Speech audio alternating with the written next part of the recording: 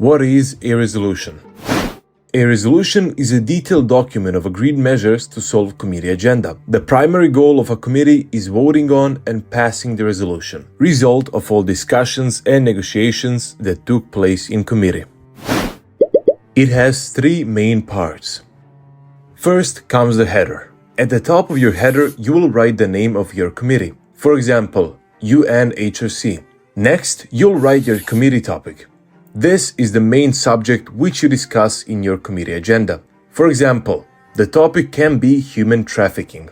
Following the topic, you have the main submitter. The main submitter is the delegate who has usually contributed the most to writing the resolution and will present the draft resolution to the committee. The main submitter must only be one country. For example, the delegate of Indonesia. The co-submitters are usually 2 or 3 other countries who also greatly contributed to the resolution. They may propose amendments, however, are still obligated to vote in the favor of the resolution. For example, the 2 countries can be Philippines and Malaysia. Signatories are nations who sign onto the resolution. You can choose to become a signatory if you would like to see the resolution debated, even if you're not sure you fully agree with the content. The signatories can be all or any other countries in the committee.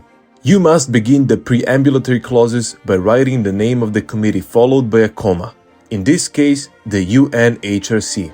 The preambulatory clauses address the issue the committee seeks to solve and states past actions made on behalf of the UN and international community. Preambulatory clauses begin with emphasized preambulatory phrases such as acknowledging, reminding, noting, etc. All preambulatory clauses end with a comma. Don't forget to underline preambulatory phrases. Lastly, your resolution must contain operative clauses or solutions to the problem addressed in the preambulatory clauses. Operative clauses make up the majority of the resolution. It also details all the actions that delegates seek to implement. The main clauses begin with operative phrases such as calls upon, requests, suggests. These phrases should be also underlined.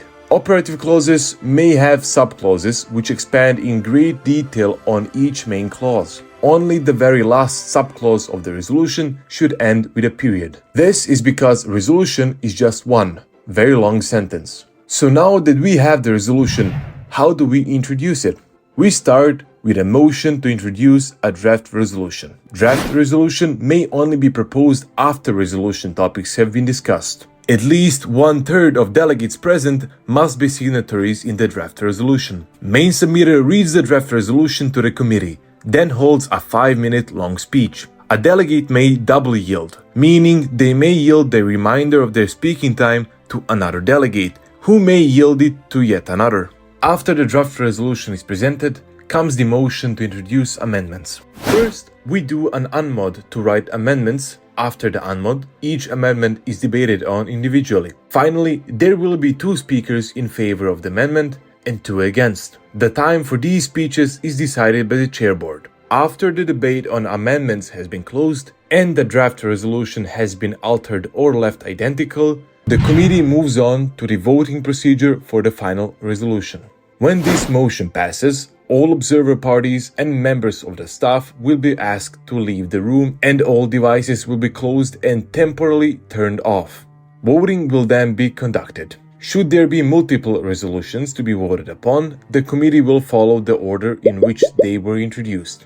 There are many different ways to vote at Model United Nations. Firstly, and most commonly, is voting by roll call. All delegates vote in alphabetical order. Delegates can choose to be in favor, meaning they want to see the resolution passed, against, meaning they do not wish to see the resolution passed, or abstain from voting altogether. Furthermore, a delegate can vote yes or no with rights, meaning that they voted in a manner that does not reflect the stance that they have expressed during the debate and will have to make a speech at the end of the voting procedure. A delegate can also choose to pass on voting, meaning that they will vote after all delegates have voted.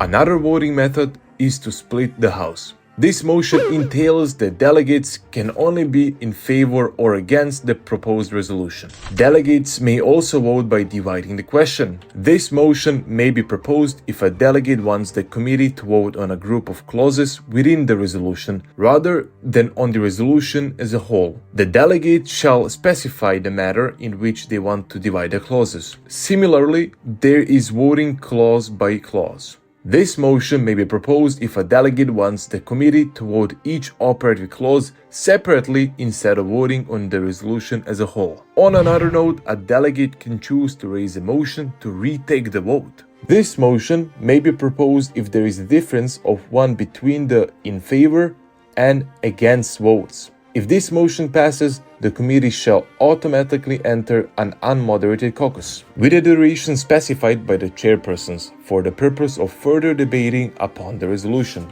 Now that we voted on the resolution, how do we end a committee session? We simply raise a motion to adjourn the meeting.